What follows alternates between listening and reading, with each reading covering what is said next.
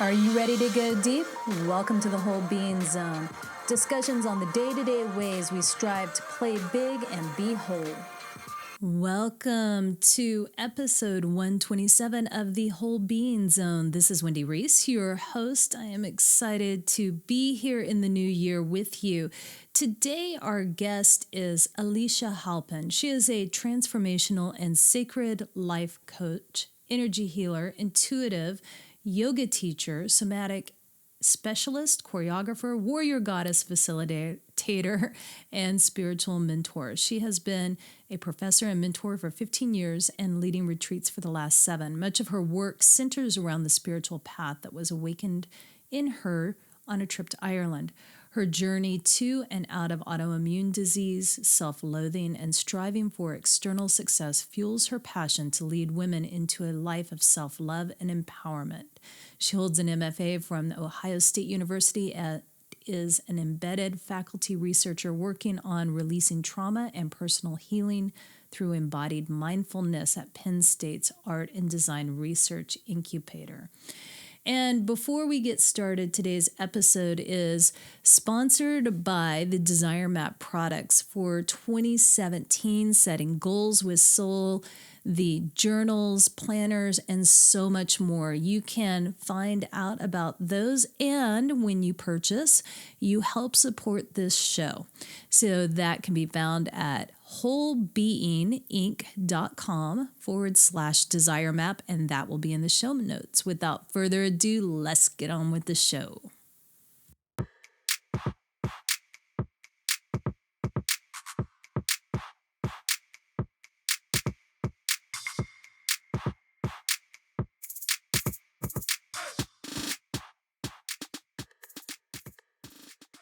Welcome. How are you today? And Happy New Year.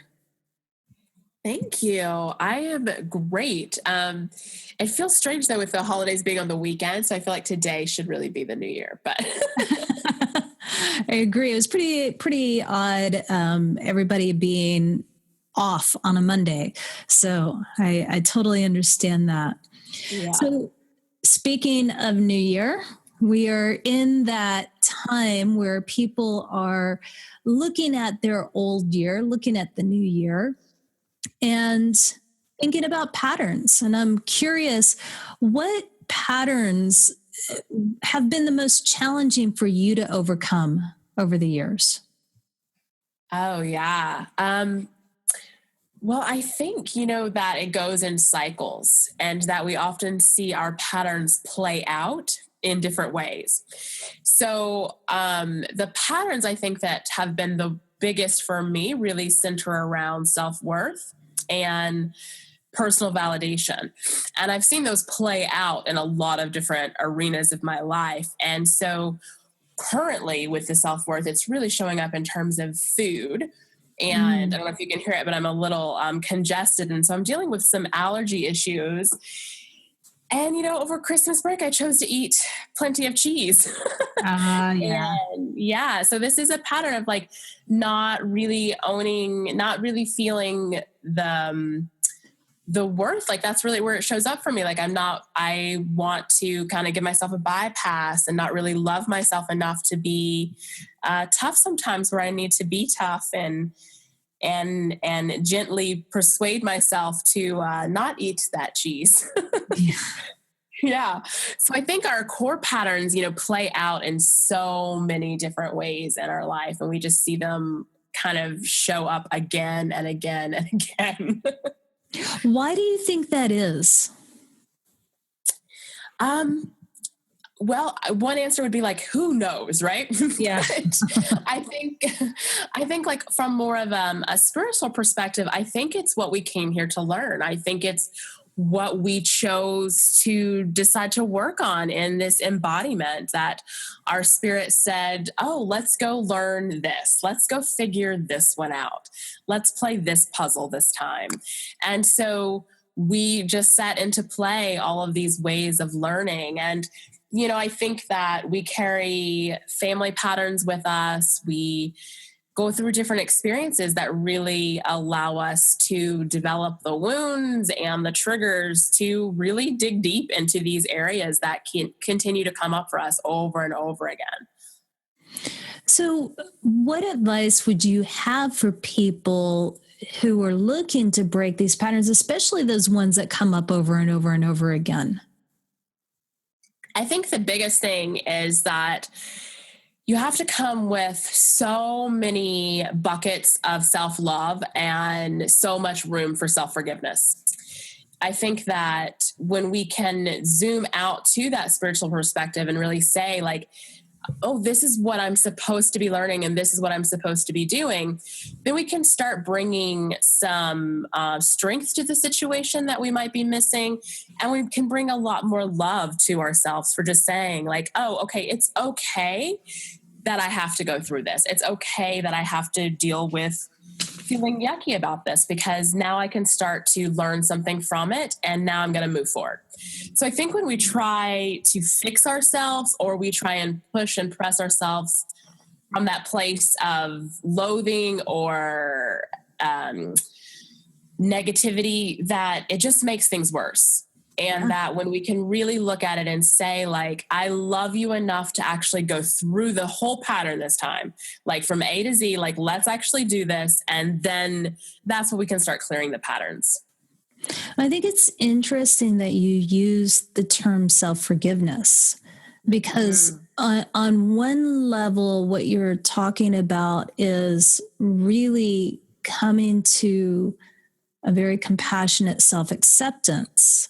And you talked earlier about why we're here is to be able to experience all of the lessons, right? Yeah. And so if that is true, is there anything to forgive?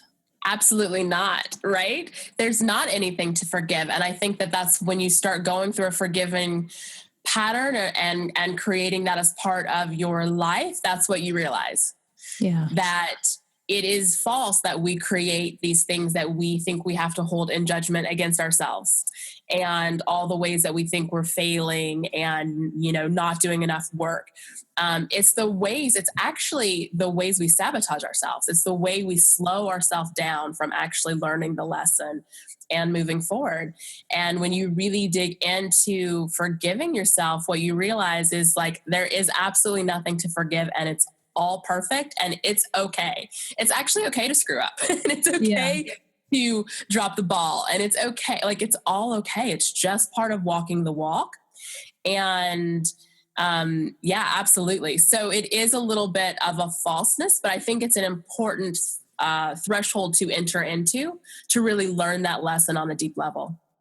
When you talked about going through the pattern from A to Z, what are some techniques that people can use to go through that?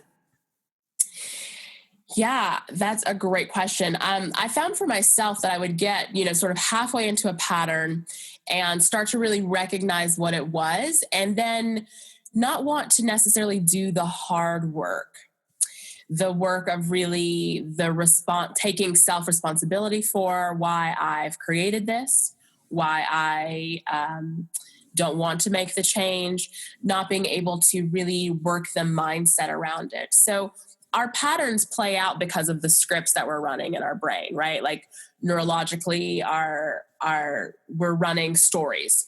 And so what happens when we get into a story is we start recreating the same pattern over and over and over again.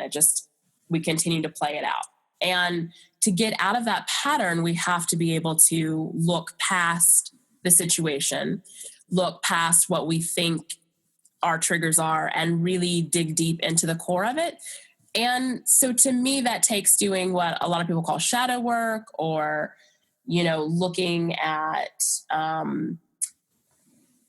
sort of our wounds in a different way. And I think a lot of people, it feels scary to do that, or it's just, they don't want to go there. It takes a lot to dive deep, I think, sometimes, and we have to be ready for it.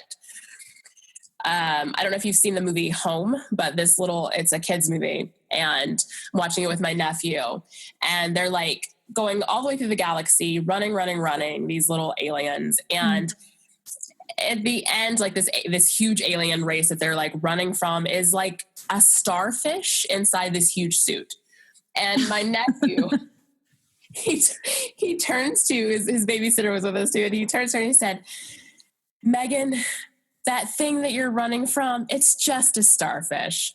And oh, wow. you know, we all died, but I thought, like, how brilliant is that? Like, the things that we're running from inside of ourselves, what we're so scared to look at, like, it's a starfish. It's just us, you know, it's just us. We don't have to keep running from it. But so often we're willing to create distractions and do the numbing and run, instead of really digging in deep and finding out, why are we acting this way, or why are we, you know, creating this pattern, or why can't we make this transformation? So I don't have like sort of a list of things that I would say to do, except dig in and get support. I think that having, you know, a coach or a healer or a teacher or a team of people, or, you know, somebody who's really supporting you through the process of looking at your patterns is really important. I think we can do a lot of work on our own. I think that journaling is huge for being able to get inside of our mindset and figure out what's going on. Meditation, I think, is one of the things that will absolutely transform your life. A movement practice, all of those things are super, super important. But when you're really ready to clear the pattern, I think having support is huge. Absolutely. Completely agree with that. You talked about movement, and, you know, I'm a yoga teacher, and I know you are dance and somatics and all sorts of really amazing stuff. So we both understand and appreciate the value of movement. Mm-hmm. So let's talk about why that movement is so important, especially in relationship to these patterns.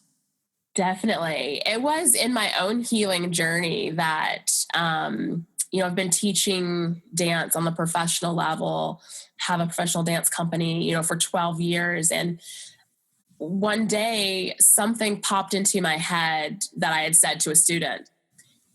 And I was like, oh my gosh, I should apply that to my own life. And then as I started going through this, like, I realized I had all of these tools, all of these things that I'd been teaching in somatics about, you've got to have a strong foundation and really ground before you move, and don't overreach because there's nothing to support you, and you need to yield before you push. And like all of these dance concepts, all these movement and somatic concepts. And I was like, oh my gosh, this is really like how we should be living. And what it did for me was it allowed me to begin to zoom out and see how our patterns play out in our physical body, they play out in our mental body, they play out in our energetic body, and they play out in our spiritual body. So we have to clear them on all 4 levels. And so we can't just work on one. And I think in our society, we often just think of 2 bodies, right? Like, it's mind and physical. And then, of course, we've inherited the culture where they're disconnected. Right. And so, you know, I work on my mind by being really smart and reading books and doing these things. And then maybe I'll go to the gym for my body. And I think that what I see is the benefit of working through all of the bodies and really working them together. And that's where the somatics comes in for me, is that it's really bridging the gap between the mind and the body and the energy, which comes through in like the neurological system. It allows the traumas, it allows the pain, it allows everything that we're carrying to clear fully. And for some of us, you know, for me, my trauma and my self-inflicted wounds really showed up in terms of a physical illness. They showed up as autoimmune. And I developed severe asthma and bronchial issues and, you know, all of these things. And I think that a lot of us are going through that. And for some people, they show up in terms of like mental issues of not being able to concentrate and not being able to focus. And, you know, they show up in our relationships and all of these places that are playing out where we're holding on to these traumas. And when you enter in through the physical, which is one of the best ways, in my opinion, to do it, because it allows the body to lead. And the body has so much knowledge, and it connects to our energy system and to our mental system in a way that we don't have to figure it out. The body will lead us. It will tell us what we need to know. It will process for us. It will help us release the feelings and the pain and all of the attachments. And I just think that, and for me, actually, the meditation is one way that I enter into that physical state. That as I clear through, my sitting practice, then my body's able to have room to lead. And so I think that they're so connected. You can't do one without the other in terms of really having a full healing process. But physically, we just don't give our body enough credit for being smart. And we fill it up with sugar and junk and all of these things to keep it sluggish and slow. And then we make it wrong for not doing what we want it to do and being strong enough. But yeah, I don't know that I answered your question. No, that's great. I think you totally did. The observation for me is I'm a little bit opposite in that one of the things that made me fall in love with yoga was that it was very, very difficult for me. And it still is in many ways. I'm better, but it's still a challenge to just sit down and meditate. Right. My mind just goes crazy, a million miles. Like that's when I sit down to be silent, and that's when I get the most creativity going. So it's on one level, it's great. And on another level, it's really frustrating because it's counterproductive. But yeah, for me, the yoga gives me that physical outlet to be able to get quiet. And so that last 10 minutes or whatever it is in Savasana is some of the best meditation I've ever had. That was the whole reason I started doing yoga. I'd been a dancer for years and was looking for a way to cross train and, found yoga in my 20s. And it was that place at the end and how I felt after. And, now I understand that what had happened was my neurological system had reset and I'd gone back to zero. And, and I really craved it. Like I was like, oh my gosh, that moment of bliss, when you just find that release is so important. I think that the sitting practice, I had many tries and fails at trying to develop a sitting practice. And it really wasn't until last year that I really committed and found a way of working through it. But it was also through a commitment of using my dance as a mindful practice as well. So similar to the yoga, not sort of saying like, I only sit here, and I really seriously started sitting for about a minute a day. That was it. And I didn't worry about how many thoughts were coming through, and I didn't worry about any of those things. Like I just sat there. And I think that it was super beneficial to not judge it and, not worry about, am I doing it right? Is this the right kind of meditation practice to have? Because, again, we have so many, there's elite meditators, right? And these people that we aspire to be, and it looks so easy. And I think that like from the outside, it can look easy, but from the inside, like it's not. Right. It is super hard. And so we do it anyway, like I think just going to a stop sign and counting your breaths at that stop sign, like that's a meditation practice. That's perfect. It doesn't have to be, sitting for an hour every day or anything that doesn't work in people's lives. You can have any kind of mindfulness meditation practice that fits, that works, because then you'll keep up with it. If it doesn't work, you're not going to do it. Right. So as people are starting to work on their patterns and they start the mindfulness practice, they start the movement practice, and then they hit a wall. Yeah. So what causes that? I love that wall. I love that wall. I've come to love that wall because that wall is our information. That wall is your block. That wall is what you're really up against. And so when you hit it enough times that you stop, whether you decide like, okay, well, I'm done hitting the wall. I want to know what the wall actually is. You can ask the wall, what are you? Like, what's going on? Why can't I get over this? I remember I was sitting in this tiny attic room in Ireland, and I had been working on making a change. And right now I cannot even remember what the thing was, right? But at the time it was so important. This thing that I wanted to be able to do or, whatever. And I just remember sitting in this room in Ireland and thinking like, why is change so hard?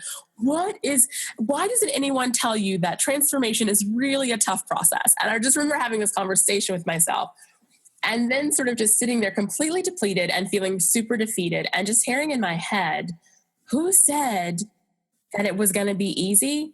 And is it really as hard as you think it is? Or is that just the story? And so I just went along that inquiry, like, is it really as hard as I think it is? Or is this just the story that I'm telling myself? And so what I would say is, yes, it's hard. And it's not, right? Because it depends on my story about hard. Because I'm willing to work hard, right? I'm willing to do lots of things. So that's okay. I can let that be. And the part of the story that I have to unravel about it being hard is that it's bad that it's hard, that I can't make change. Like I think so many times the wall we hit is that, well, this is who I am. This is how I was born. This is what I am. And like, well, that's a false story. So that's the wall I'm hitting. So I have to unravel that story. So when we start figuring out what wall we're hitting, what's the story there, then we realize it's not a wall. It's like just this tapestry of woven stories that we've created, and we can start pulling the threads and the wall begins to unravel. And we can stop seeing the wall as our enemy and seeing it as a really important guide on our path for learning about what is really going on inside of us and what do we really need to be working on, and where do we need to bring more confidence and assurance, and where do we need to bring more love and acceptance. So I love the wall. I love it when we get to those points of resistance that we can really say, what's going on here and how am I going to deal with this? And let's also talk about the slightly more unconscious wall of upper limits. Definitely. Because I think those are going to start being seen really quick as people try to put into practice these big dreams and desires for 2017. Absolutely. And it took me a really long time to understand that was where I was getting stuck, that was why the transformation was so hard. And so once you start clearing these external walls and you're not going anywhere, then it's really the unconscious blocks that we have that are keeping us stuck. And, so in a way that we've never had before, there's so many people who are working on this type of stuff, and there's information that's so much more available to us. But I think it's still not quite mainstream. I didn't, grow up having anyone talk to me about, hitting my upper limit or hitting my internal ceilings. And so I do think that it takes a little bit of understanding or relearning of how we operate. And then for me, it takes a really big leap of faith to believe that I am bigger than I could possibly understand. Yeah. That I am part of such a vast network of, cosmic light that like I can let go of these limits that I've placed on myself. I see them as kind of nets where we sort of try and hone our spirit in so that we can contain it, so that it feels comfortable in this realm and it's something I can control and deal with. And it can feel really scary to start pulling off some of those nets and feel how big you are. I do a lot of work with women on, sort of empowerment. And when you really get someone activated in their third chakra and pulling their power back in, it can be like, oh my God, I'm so big. This is scary. I feel so large right now. And so that's for me where the foundation work comes in, that you've really got to build up your foundation to be able to hold your limitlessness. That's a hard word to say. Because that's really where if we are clearing blocks, but we're not supporting ourselves, we're still not going to go anywhere. And if we're just doing the external work, but not dealing with the internal mindset, we're also not going to go anywhere. And it's really the marriage of the two that creates that where you just skyrocket, where you're just able to see that goal and reach for it and become exactly who you envision yourself to be. Sure. With where we are in our society, and I'm speaking specifically to the United States, but I think we can look at some other places around the world and speak to this too. Where do you see that we're collectively stuck as a society? Oh gosh, isn't that such a loaded question right now? Maybe a little bit. Right? Yeah, oh, I think we're so stuck. I really actually look at this in the brain perspective, and we are really divided right now in a place where a lot of people have made the shift into upper consciousness, into really activating their pineal gland and really working from this place of understanding consciousness and expanding their conscious abilities. And then there's that our old friend, the lower brain in terms of the ego drive and that fight for survival and separation.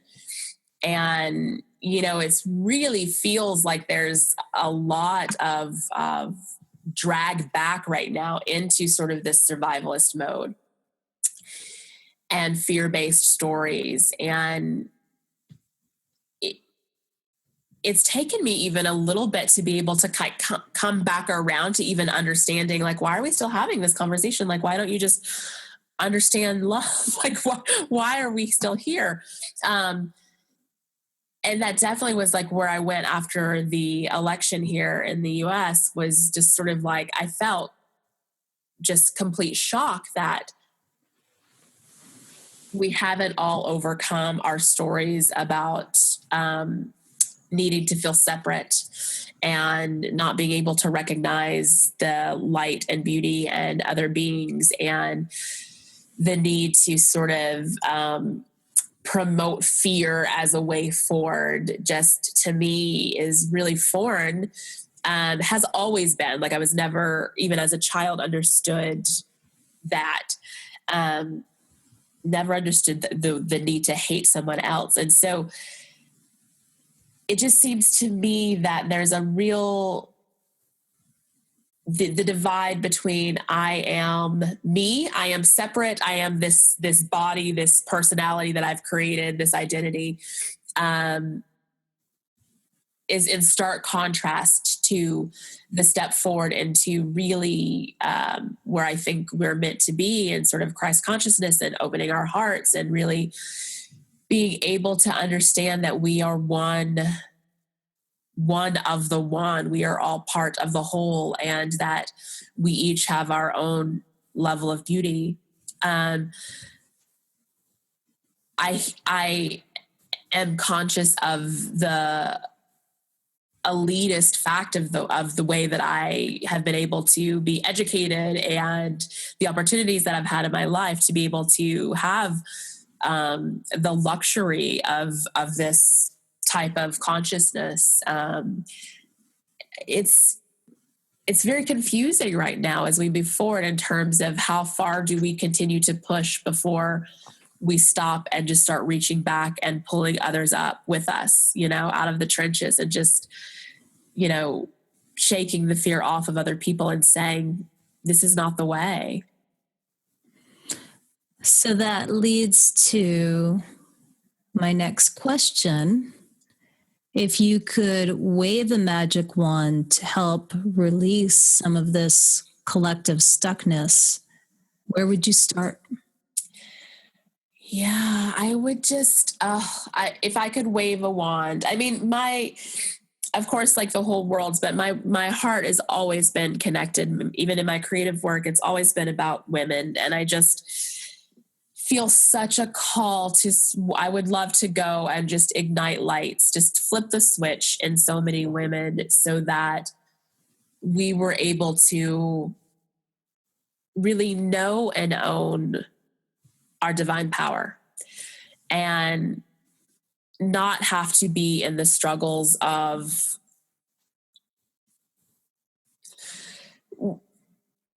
I was going to say the patriarchy, but it's not exactly even that. It's just the struggle of not knowing how to be and feel love, and then not being able to give it. We can't receive it. We can't give it. We're not taught how to love. We're not taught how to love ourselves. We're not taught how to love each other. And of course, like the external aspect of like, well, if you're starving and you don't have a job and all of these things that we get stuck in are so super important. Absolutely. But I just think that if we actually were full of the divine love that's available to us, our perspectives would shift and the whole world would shift. We really would be in a whole new world, if we all were able to step into understanding divine love. Absolutely. I think the work you just described is very gender neutral, to be honest. I think, Totally. it's one of those things that I keep looking at with curiosity and wonder of, well, where do you start? Is it with the women? Is it with the men? Is it with both? Is it with parents? Is it with kids? And right, everything, all of it. Yeah, and I think, man, I'm tired and I haven't even started work yet. Exactly. So, what are you passionately pursuing in 2017? Yeah, I am passionately pursuing writing a book, actually. Nice. Yeah. So I have actually 2 books kind of on the docket that I'm working on. And that's really where my focus is. I run a Facebook group. And so I'm fairly present in there and do a lot of work there. And I am finishing my neurosculpting facilitator training, which is very exciting kind of skill set to add into the other things that I do. And as I'm writing these books, the other thing that I'm really working on is creating an embodied movement practice that's really about healing from trauma and releasing the stories in our body that we carry after we've had traumatic experiences. And I really started with like kind of a narrow definition of trauma when I started this research. And as I've gone on, it continues opening and opening. And I really just firmly feel that in our society every day, like, we all are exposed to trauma. So we all healed from it on some level. So that's really what I'm working on right now. That's wonderful. So tell the certification that you're working on, tell us a little bit more about that. Yeah, it's neurosculpting, and it's really a way at looking at neuroplasticity and the way that we can learn. So often we believe that we are born a certain way, we are, fixed. And we understand that how the brain works now, that's not true. The brain is constantly able to learn and expand. And so it's not sort of a fixed thing or a rubber band that comes in and out. And this mirrors, of course, what's happening on our cellular level, where our cells are continually turning over and regenerating. And so the idea is really that we are not fixed. We are able to work with our brain in a way that can inspire change. We can actively write scripts for our future, to clear our past. Any of these things we want to do, we have the power through using conscious brain tools to dig into the unconscious stories and bring them forward and really rewrite them. Oh, this is the stuff that I geek out on. I love it. Yeah. So it really, when I found this, I was like, oh, yay. Because it really brings the energy work, which like I'm totally woo-woo and love it. And then and then I've got this like sort of hardcore embodiment aspect. And for me, the neurosculpting is really where I'm finding the bridge between them. Yeah. And, so I'm like, oh, there's going to be some kind of goddess dance movement that comes out of this for sure. Ways of like really tapping into the different energies and working with scripts from, the different goddess stories and all of these things. I know that I'm just going to explode once I ever get the training done and really have time to digest it and investigate it. I love it. Yeah. Where can people find you and find out about these amazing things that you are creating? I am on Instagram and Facebook, The Dancing Pilgrims, Elisha Halpin. And I have a website, elishahalpin.com. It's always in flux, as I'm sure most, researching entrepreneurial folks have going on. And I run The Radiant Tribe is the Facebook group for women. And we do a lot of cool things in there. So that's where I am. Would love to connect with people. And 2017, with this being a 1 year and we're really at the beginning of a cycle, is such a great time to really start dreaming and who you want to be, and really starting from that place and allowing the stuff that you don't want anymore to fall away because you're so focused on the things that you do want. So it's a great year for change. I love that. That is my focus this year, is to stop focusing on what I don't want and solely focusing on what I do. So I love that affirmation right there. Absolutely. What would you like to ask of the listeners? I would love to ask the listeners to step out of struggle with themselves. I think that so many times that we think that by beating ourselves into submission or berating ourselves or speaking really ugly to ourselves or all of these things, we're going to get it done. And so I would ask that we lay down all of the weapons against ourselves and really start from a place of love, of asking ourselves, what do we need in this moment? And how can we better take a baby step a day towards who we want to be? And I think that if we do it from a place of love and we do it as process of knowing that it takes time and that it takes showing up every day and doing piece by piece by piece, that you can really see the transformation in your life, and that we're also not going to be completely depleted or burned up by the time we ever get change made. So I would ask that we just stop the self-struggle. Nice. Last question. What does whole being mean to you? Whole being means really the coming together of the body, mind, and spirit to be the biggest, fullest, brightest you that you could be. Oh, beautiful. Thank you so much. It's really an honor to get to talk to you, to learn from you.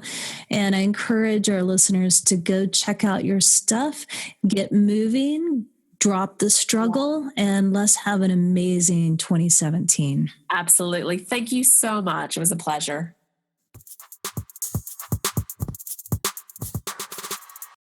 How about that, you guys? Are you excited? Are you motivated? Are you ready to start breaking those patterns?